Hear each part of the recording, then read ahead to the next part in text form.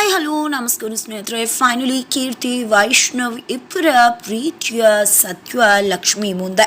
ಹಾಗಾದರೆ ಲಕ್ಷ್ಮಿಯ ಬದುಕಲ್ಲಿ ಸುಂಟರ ಗಾಳಿ ಎದ್ದೇಳ್ತಿದ್ಯಾ? ಈ ಕಡೆ ಕೀರ್ತಿ ಸುನಾಮಿನೇ ಅಬ್ಬರಿಸ್ಬಿಟ್ಲ. ಕೀರ್ತಿ ಎಂಬ ಸುನಾಮಿ ಯಾವ ರೀತಿ ಅಲೆಯನ್ನು ಉಂಟು ಮಾಡ್ತು ಲಕ್ಷ್ಮಿ ಜೀವನದಲ್ಲಿ, ಏನಾಗ್ತದೆ ಇಲ್ಲಿ ತಿಳ್ಕೊಬೇಕು ಅಂದರೆ ಈಗಲೇ ನಮ್ಮ ಈ ಚಾನಲ್ನ ಸಬ್ಸ್ಕ್ರೈಬ್ ಮಾಡಿ, ಹಾಗೆ ಈ ಒಂದು ವಿಡಿಯೋವನ್ನು ಪೂರ್ತಿಯಾಗಿ ನೋಡಿ. ಇಲ್ಲಿ ಕೀರ್ತಿಗೆ ಯಾವಾಗ ಅವಮಾನ ಆಯಿತೋ ಅವಳು ತುಂಬಾ ಅಪ್ಸೆಟ್ ಆದಳು. ಆದರೆ ಆ ಟೈಮಲ್ಲಿ ಅವ್ರ ಅಮ್ಮ ಕಾರುಣ್ಯ ಅವ್ರು ಬಂದು ಕಾವೇರಿ ಅವ್ರನ್ನ ಪ್ರಶ್ನೆ ಮಾಡ್ತಾರೆ. ತನ್ನ ಮಗಳು ಯಾವಾಗ ಕಾಲ್ ರಿಸೀವ್ ಮಾಡಿದೆ ಕಾಣಿಸ್ತಿರೋಲ್ವೋ ತುಂಬಾ ಅಪ್ಸೆಟ್ ಆಗ್ತಾರೆ. ಪ್ರತಿಯೊಂದು ತಾಯಿ ಕೂಡ ಅಪ್ಸೆಟ್ ಆಗೋದು ಸಹಜ. ಅದೇ ರೀತಿ ಇದಕ್ಕೆಲ್ಲ ಕಾರಣ ಕಾವೇರಿಯವರು ಅಂತ ಅಂದ್ಕೊಂಡಿದ್ದು ಕಾವೇರಿಯವ್ರನ್ನ ಬಂದು ಪ್ರಶ್ನೆ ಮಾಡ್ತಿದ್ದಾರೆ. ನನ್ನ ಮಗಳು ಎಲ್ಲಿ, ಇದಕ್ಕೆಲ್ಲ ನೀನೇ ಕಾರಣ ಅಂತ ಹೇಳ್ತಿದ್ದಾರೆ. ಇದರಿಂದಾಗಿ ಕಾವೇರಿಯವರು ಏನು ಮಾತಾಡ್ತಿದ್ಯಾ, ನಿನ್ನ ಮಗಳು ಕಾಣಿಸ್ತಿಲ್ಲ ಅಂದರೆ ಇಲ್ಲಿ ಬಂದು ಯಾಕೆ ಹುಡುಕ್ತಾ ಇದೆಯಾ ಅಂತ ಕೇಳ್ತಿದ್ದಾರೆ.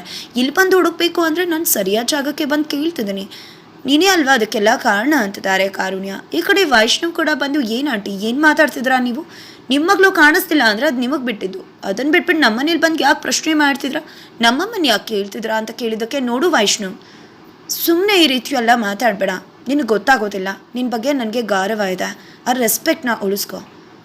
ಯಾವ ರೀತಿ ಮಾತಾಡ್ತಿದ್ಯಾ ನೋಡು, ನೀನು ಮಾಡಿದ್ದು ಸರಿನಾ? ಅವಳಿಗೆ ನಂಬಿಸಿ ಮೋಸ ಮಾಡಿ ಅವಳನ್ನ ಸಾಂಗಿಗೆ ಸೇರಿಸ್ಕೋತೀನಿ ಅಂತ ಹೇಳಿ ಈ ರೀತಿ ಅವಳಿಗೆ ದ್ರೋಹ ಮಾಡಿದ್ಯಲ್ಲ, ಇದು ಮಾಡಿದ್ದು ಸರಿನಾ ನೀನು ಅಂತ ಹೇಳ್ತಿದ್ರೆ ಏನಾಗಬೇಕು ಅದು ಸರಿಯಾಗೇ ಆಗಿದೆ. ನೀವು ನಮ್ಮ ಹತ್ರ ಬಂದು ಪ್ರಶ್ನೆ ಮಾಡಬೇಡಿ, ನಮ್ಮಮ್ಮನ ಬಂದು ಪ್ರಶ್ನೆ ಮಾಡಬೇಡಿ ಅಂತ ವೈಷ್ಣವ್ ಹೇಳ್ತಾನೆ. ನಾನು ಇಲ್ಲೇ ಬಂದು ಪ್ರಶ್ನೆ ಮಾಡೋದು, ಆದರೆ ಒಂದಂತೂ ಎಚ್ಚರಿಕೆ ಇರಲಿ, ನನ್ನ ಮಗಳು ಏನಾದರೂ ನನಗೆ ಸಿಗದೇ ಇದ್ದರೆ ಖಂಡಿತ ನಿಮ್ಮನ್ನಂತೂ ಸುಮ್ಮನೆ ಬಿಡುವುದಿಲ್ಲ ಅನ್ನೋ ಎಚ್ಚರಿಕೆ ಕೊಟ್ಟು ಹೋಗ್ತಾರೆ. ಈ ಕಡೆ ವೈಷ್ಣವ್ಗೆ ಅಪ್ಪ ಕೂಡ ಬೈತಾರೆ, ಯಾಕೆ ಬೇಕಿತ್ತು ಅವಳನ್ನ ಸಾಂಗಿಗೆ ಆಯ್ಕೆ ಮಾಡ್ತೀನಿ ಅಂದು ಈ ರೀತಿ ಎಲ್ಲ ಸೀನ್ ಕ್ರಿಯೇಟ್ ಮಾಡಿ, ಆಮೇಲೆ ಬೇಡ ಅಂದು ಲಕ್ಷ್ಮಿ ಜೊತೆ ಕಾಣಿಸ್ಕೊಳ್ದೆ, ಕಾಣ್ದ ಹಾಗೆ ಆಲ್ಬಮ್ ಮಾಡೋದು ಬೇಕಿತ್ತಾ, ಇದೆಲ್ಲ ಹುಸಾಬ್ರಿ ನಿನಗೆ ಅಂತ ಹೇಳ್ತಾರೆ. ಜೊತೆಗೆ ಎಲ್ಲ ಮಾತುಗಳು ಲಕ್ಷ್ಮಿಯ ಮನಸ್ಸಲ್ಲಿ ಗೊಂದಲವನ್ನು ಉಂಟು ಮಾಡುತ್ತೆ. ಫೈನಲಿ ಕೀರ್ತಿ ಏನೋ ಸಿಗ್ತಾಳೆ, ಬಟ್ ಲಕ್ಷ್ಮಿಗಾಗಿರೋ ಒಂದು ಆತಂಕ ಹೇಳ್ಕೊಳಕ್ಕಾಗೋದಿಲ್ಲ ಅವಳಿಗೆ. ಈ ಕಡೆ ಕಾವೇರಿ ಅವ್ರನ್ನ ಬಂದು ಕೂಡ ಪ್ರಶ್ನೆ ಮಾಡ್ತಾಳೆ, ವೈಷ್ಣವ್ನ ಕೂಡ ಪ್ರಶ್ನೆ ಮಾಡ್ತಾಳೆ. ಅವಳಿಗೆ ವೈಷ್ಣವಿಂದ ಸರಿಯಾದ ಉತ್ತರ ಅಂತೂ ಖಂಡಿತ ಸಿಗೋದಿಲ್ಲ. ಈ ಕಡೆ ಕಾವೇರಿ ಹತ್ರ ಬಂದು ಕೇಳಿದಾಗ ಕಾವೇರಿಯವ್ರು ಕೂಡ ನೀನು ಅನ್ಕೊಂಡಾಗೆ ಏನೂ ಇಲ್ಲ, ಸುಮ್ಮನೆ ವಿನಾಕಾರಣ ಇಲ್ಲದೆ ಇರೋದನ್ನು ಕಲ್ಪನೆ ಮಾಡ್ಕೋತಿದ್ಯಾ. ಕೀರ್ತಿ ಯಾವತ್ತೂ ಕೂಡ ನನ್ನ ಜೊತೆನೇ ಇದ್ದು ಬೆಳೆದದ್ದು ಹುಡುಗಿ, ಎಲ್ಲ ತಾಯಂದಿರಿಗೂ ಕೂಡ ಹೊಟ್ಟೆ ಕಿಚ್ಚಿರತ್ತಲ್ವ, ಅದಕ್ಕೋಸ್ಕರ ಅವ್ರು ಏನೇ ಆದರೂ ಅವಳ ಜೀವನದಲ್ಲಿ ನನ್ನೇ ಕಾರಣ ಅಂತ ಬ್ಲೇಮ್ ಮಾಡ್ತಾರೆ ಹೊರತು ಅದ್ರ ಹೊರತಾಗ ಬೇರೆ ಏನೂ ಅಲ್ಲ ನೀನು ಅನ್ಕೊಂಡಾಗೆ ಅಂತ ಹೇಳ್ತಾರೆ. ಬಟ್ ಲಕ್ಷ್ಮಿ ಮಾತ್ರ ಇಲ್ಲ, ನಿಮ್ಮ ಮಾತನ್ನು ನನ್ನಿಂದ ನಂಬೋಕೆ ಅಸಾಧ್ಯವಾಗತ್ತೆ, ಬೇರೆ ಅನ್ನೋ ಸಮಥಿಂಗ್ ಇದೆ ಅಂತ ಹೇಳಿದಾಗ ಸುಪ್ರೀತಾ ಹೋಗೋದನ್ನು ಗಮನಿಸಿದ ಕಾವೇರಿಯವರು ತಮ್ಮ ಬೇಳೆ ಬೇಯಿಸ್ಕೊಳ್ಳೋಕ್ಕೆ ಟ್ರೈ ಮಾಡ್ತಾರೆ. ಯಾರಿಂದ ಸತ್ಯನ ನುಡಿಸಿ ಅವಳ ಮನಸ್ಸಲ್ಲಿ ಗೊಂದಲನ ಉಂಟು ಮಾಡಬೇಕು, ಅನುಮಾನದ ಬೀಜನ ಬಿತ್ತಬೇಕು ಅನ್ನೋದು ಕಾವೇರಿಯವರಿಂದ ಕಲಿಬೇಕು. ಸುಪ್ರೀತವರು ಹೋಗ್ತಿರೋದನ್ನು ಕಂಡಿದ್ದೆ ತಡ ಸ್ಪಾಂಟೇನಿಯಸ್ ಆಗಿ ಒಂದು ಐಡಿಯಾ ಬಂದ್ಬಿಡುತ್ತೆ ಕಾವೇರಿ ಅವ್ರಿಗೆ.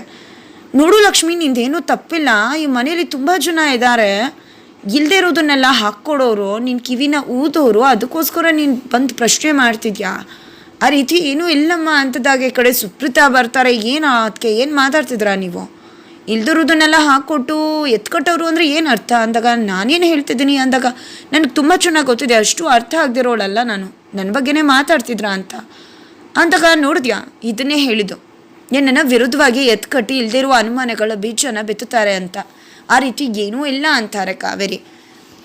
ಅದಕ್ಕೆ ಕಡೆ ಸುಪ್ರೀತಾ, ಯಾಕದಕ್ಕೆ ನಿಮಗೆ ಸತ್ಯ ಗೊತ್ತಿಲ್ವಾ, ಯಾಕೆ ರೀತಿ ಸುಳ್ಳು ಹೇಳ್ತಿದ್ರ, ನಿಜ ಹೇಳೋಕ್ಕಾಗಲ್ವಾ ನಿಮಗೆ, ಸುಳ್ಳು ಅಂತ ಗೊತ್ತಿದ್ದು ಸುಳ್ಳನ್ನೇ ಹೇಳ್ತಿದ್ರ ಅಲ್ವಾ ನೀವು ಅಂತಿದ್ದಾಗ, ನನ್ನ ಪ್ಲೇಯರ್ ಬಂದು ಅವಳ ಪ್ಲ್ಯಾನ್ ಅವಳ ರೂಲನ್ನು ತುಂಬ ಚೆನ್ನಾಗಿ ಪ್ಲೇ ಮಾಡಿದ್ಲು, ಈಗ ನನ್ನ ಕೆಲಸ ಮುಗೀತು ಅಂತ ಕಾವೇರಿ ಅನ್ಕೋತಾರೆ. ಈ ಕಡೆ ಲಕ್ಷ್ಮಿಗೂ ಕೂಡ ಸುಪ್ರೀತಾ ಎಚ್ಚರಿಕೆ ಕೊಡ್ತಾರೆ, ನೋಡು ಲಕ್ಷ್ಮಿ, ನಿನಗೆ ಸ್ವಂತ ಬುದ್ಧಿ ಇದೆ ಅಲ್ವಾ, ಬುದ್ಧಿ ಇದ್ಮೇಲೆ ಮೆದ್ಲಿಗೆ ಸ್ವಲ್ಪ ಕೆಲಸ ಕೊಡು, ಇಷ್ಟೆಲ್ಲ ಆಗ್ತಿದೆ ಏನೂ ಅರ್ಥ ಆಗ್ತಿಲ್ಲ ಅಂದರೆ ಏನು, ಟಿಪಿಕಲ್ ಹೆಂಡ್ತಿ ಥರ ಯೋಚನೆ ಮಾಡು, ಜೆಲ್ಲಸ್ಸು, ಹೊಟ್ಟೆ ಕಿಚ್ಚು, ಹಸುವೆ ಇದೆಲ್ಲವೂ ಕೂಡ ಇರಬೇಕು, ಇದ್ದಾಗ ಮಾತ್ರ ಚಂದ, ಇಲ್ಲ ಅಂದರೆ ನಿನ್ನ ಸಂಸಾರನ ನೀನು ಉಳಿಸ್ಕೊಳ್ಳೋಕ್ಕಾಗೋದಿಲ್ಲ, ನಿನಗೆ ಕಾಣ್ದಿರೋ ಸತ್ಯಗಳು ತುಂಬ ಇದೆ, ಅದನ್ನು ಕೆದಕಿ ಹುಡುಕಿ ತಿಳ್ಕೊ ಅಂತ ಎಚ್ಚರಿಕೆ ಕೊಡ್ತಾರೆ. ನಂತರ ಈ ಕಡೆ ಲಕ್ಷ್ಮಿ ಅದೇ ಗೊಂದಲದಲ್ಲಿ ಹೋಗ್ತಾಳೆ. ವೈಷ್ಣವ್ ನೋಡ್ತಾಳೆ, ಇವ್ರು ನೋಡಿದ್ರೆ ಏನೂ ಇಲ್ಲ ಅಂತಾರೆ, ಸರಿಯಾಗೂ ಕೂಡ ಉತ್ತರ ಕೊಡೋದಿಲ್ಲ.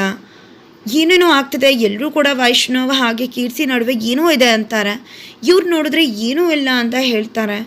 ಏನು ಮಾಡಬೇಕು ಅಂತಲೇ ಗೊತ್ತಾಗ್ತಿಲ್ಲ ಅನ್ನೋಷ್ಟರಲ್ಲಿ ಅವಳ ಮನಸ್ಸು ಬರುತ್ತೆ. ಅವಳ ಮನಸ್ಸು ಕೂಡ ಎಚ್ಚರಿಕೆ ಕೊಡುತ್ತೆ.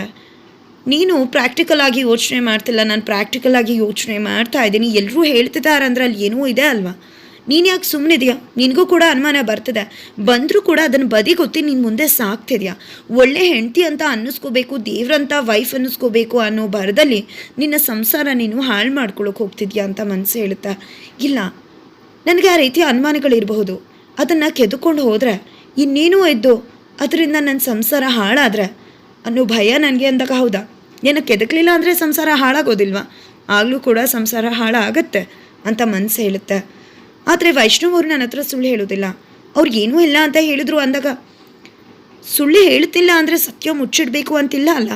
ಸತ್ಯ ಮತ್ತು ಸುಳ್ಳಿನ ನಡುವೆ ಒಂದೇ ಎಳೆ ವ್ಯತ್ಯಾಸ ಇರುತ್ತೆ.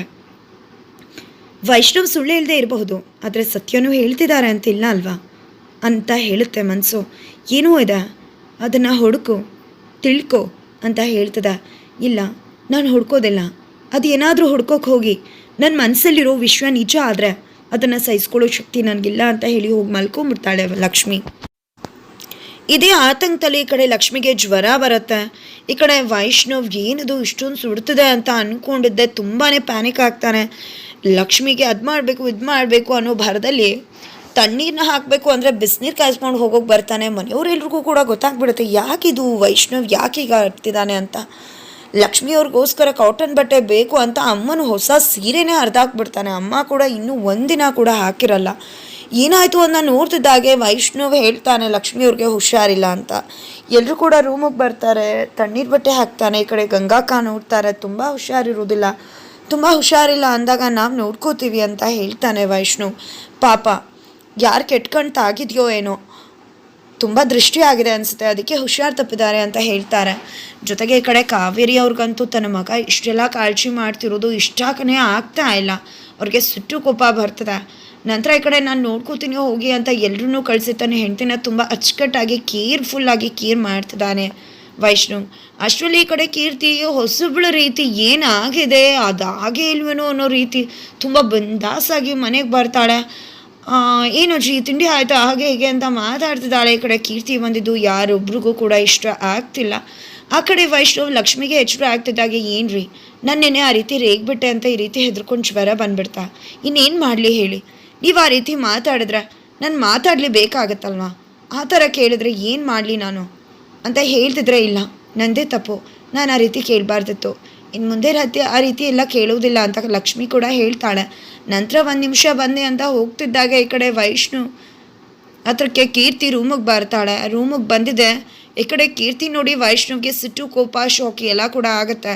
ನಾನು ನಿನ್ನ ಜೊತೆ ಮಾತಾಡಬೇಕು ವೈಷ್ಣವ್ ಅಂದಾಗ, ಏನು ಮಾತಾಡಬೇಕು ನೀನು, ನಾನು ಎಲ್ಲೂ ಬರೋದಿಲ್ಲ ಅಂತ ಹೇಳ್ತಾನೆ ವೈಷ್ಣವ್. ಬಟ್ ಆದರೂ ಕೂಡ ನಾನು ನಿನ್ನ ಜೊತೆ ಮಾತಾಡಲೇಬೇಕು ಬಾ ಅಂತ ಹೇಳ್ಕೊಂಡು ಹೋಗ್ತಿದ್ದಾಳೆ. ಅಷ್ಟರಲ್ಲಿ ಲಕ್ಷ್ಮಿ ಈ ರೀತಿ ಹೇಳ್ಕೊಂಡು ಹೋಗೋದನ್ನು ನೋಡೇ ಬಿಡ್ತಾಳೆ. ಪದೇ ಅನುಮಾನ ಬಂದರೂ ಕೂಡ ಪಡಬಾರ್ದು ಅಂತ ಅಂದ್ಕೊಂಡಿದ್ದು ಲಕ್ಷ್ಮಿಗೆ ಈ ಬಾರಿ ಅಂತೂ ಆ ಕ್ಯೂರಿಯಾಸಿಟಿನ ಸಹಿಸ್ಕೊಳ್ಳೋಕೆ ಸಾಧ್ಯ ಆಗೋದೇ ಇಲ್ಲ. ಬರೀ ಮನಸ್ಸಿಂದ ಬುದ್ಧಿಯಿಂದ ಯೋಚನೆ ಮಾಡ್ತಿದ್ದ ಲಕ್ಷ್ಮಿ ಮನಸ್ಸಿಂದ ಕೂಡ ಯೋಚನೆ ಮಾಡೋಕ್ಕೆ ಶುರು ಮಾಡ್ತಿದ್ದಾಳೆ. ಅವಳ ಮನಸ್ಸು ಹೇಳ್ತಿದ್ರು ಕೂಡ ಬುದ್ಧಿ ಇಲ್ಲ ಅಂತಿತ್ತು.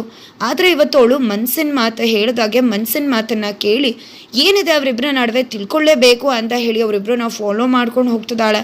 ಈ ಕಡೆ ವೈಷ್ಣವ್ನ ಕರ್ಕೊಂಡು ಕೀರ್ತಿ ಆ ಒಂದು ಕೆರೆ ಜಾಗಕ್ಕೆ ಬಂದಿದ್ದಾಳೆ. ಲಕ್ಷ್ಮಿನ ಯಾವ ಜಾಗಕ್ಕೆ ಕರ್ಕೊಂಡು ಬಂದಿದ್ಲು ಅದೇ ಜಾಗಕ್ಕೆ ಕರ್ಕೊಂಡು ಬಂದಿದ್ದಾಳೆ. ಈ ಕಡೆ ಏನಕ್ಕೆ ಯಾಕೆಲ್ಲ ಕರ್ಕೊಂಡು ಬಂದೆ ಅಂದಾಗ ನೀನು ಮಾಡಿದ್ದು ಸರಿನಾ ವೈಷ್ಣವ್? ನಾನು ಬೇಡ ಅಂತ ಹೇಳ್ಬಿಟ್ಟು ಸುಮ್ಮನಿದೆ, ಆದರೂ ಕೂಡ ನನ್ನನ್ನು ಆಯ್ಕೆ ಮಾಡಿಕೊಂಡು ನನ್ನ ಕದ್ದು ಮುಚ್ಚಿ ಆನಂತರ ನೀನು ಲಕ್ಷ್ಮಿ ಜೊತೆ ಸಾಂಗ್ ಶೂಟ್ ಮಾಡಿದ್ಯಲ್ಲ, ಇದೆಷ್ಟು ಸರಿ ಮೋಸ ಮಾಡಿದೆ ನೀನು.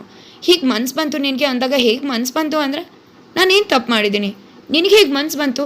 ನನ್ನ ಕೀರ್ತಿ ಬರ್ತಾಳೆ ರಾಣಿ ಥರ, ನಾನು ಅವಳಿಗೆ ಎಂಗೇಜ್ಮೆಂಟ್ ರಿಂಗ್ ಹಾಕ್ತೀನಿ ಅಂತ ಆಸೆ ಇಟ್ಕೊಂಡಿದ್ದು, ನನಗೆ ನೈಟ್ ಡ್ರೆಸ್ ಹಾಕೊಂಡು ಉಚ್ಚಿ ಥರ ಬಂದು ನಿಂತ್ಕೊಂಡ್ಯಲ್ಲ, ಆಗಿದ್ದೆಲ್ಲ ಮರ್ತು ಬಿಡು, ಏನೂ ಆಗೇ ಇಲ್ಲ ಅಂತ ನಡ್ಕೊಂಡ್ಯಲ್ಲ, ಆಗ ನನಗೆ ಹೇಗೆ ಆಗಿರಬೇಡ, ಅದು ಮೋಸ ಮಾಡಿದ್ದು ಸರಿನಾ ನೀನು ಅಂತ ವೈಷ್ಣವ್ ಕೇಳ್ತಿದ್ರು. ಅದಕ್ಕೋಸ್ಕರ ಈ ರೀತಿ ರಿವೆಂಜ್ ತೊಗೋತಿದ್ಯಾ ಅಂತ ಕೇಳಿದ್ದಕ್ಕೆ ಅದಕ್ಕೆಲ್ಲ ಅಲ್ಲ, ನಾನು ಈ ರೀತಿ ರಿವೆಂಜ್ ತೊಗೊಳ್ಳೋನು ಅಲ್ಲ, ಮುಗೀತು ಅದ್ರ ಪಾಡಿಗೆ ಅದು ಮುಗೀತು, ಅದನ್ನು ಬಿಟ್ಟು ಹೊರಗಡೆ ಇದ್ದೀನಿ ನಾನು ಅಂತ ನೇಚರ್ ಕೂಡ ನನಗಿಲ್ಲ ಅಂತ ಹೇಳ್ತಾರೆ. ಜೊತೆಗೆ ಮತ್ತಿನ್ಯಾಕೆ ನನ್ನ ಜಾಗಕ್ಕೆ ಲಕ್ಷ್ಮಿನ ತೊಗೊಂಡು ಬಂದಿದ್ದು ನೀನು ಅಂತ ಕೇಳ್ತಿದ್ರೆ ಅಷ್ಟರಲ್ಲಿ ಈ ಕಡೆ ಲಕ್ಷ್ಮಿ ಬಂದಿದ್ದಾಳೆ. ಇಬ್ಬರ ಕಾನ್ವರ್ಸೇಷನ್ ನೋಡ್ತಿದ್ದಾಳೆ. ಈ ಕಡೆ ವೈಷ್ಣವ್, ಹೌದಾ ಈ ವಿಷಯನ ಲಕ್ಷ್ಮಿ ಮುಂದೆ ಮಾತಾಡಿದ್ರೆ ಏನಾಗುತ್ತೆ ಅಂತ ಗೊತ್ತಾ? ಅದಕ್ಕೋಸ್ಕರನೇ ಅವ್ರ ಮುಂದೆ ನಿನ್ನನ್ನು ಚೀಪ್ ಮಾಡೋಕ್ಕೆ ಇಷ್ಟಪಡಲಿಲ್ಲ ನಾನು. ನೀನು ಏನೇನು ಮಾಡಿದ್ಯಾ ಅಂತ ನನಗೆ ಗೊತ್ತಿಲ್ಲ ಅಂದ್ಕೊಂಡಿದ್ಯಾ? ಆಲ್ಬಮ್ ಸಾಂಗಲ್ಲಿ ಲಕ್ಷ್ಮಿ ಇರಬಾರ್ದು ಅಂತ ಎಷ್ಟೆಲ್ಲ ಡ್ರಾಮಾ ಮಾಡಿದ್ಯಾ ನೀನು.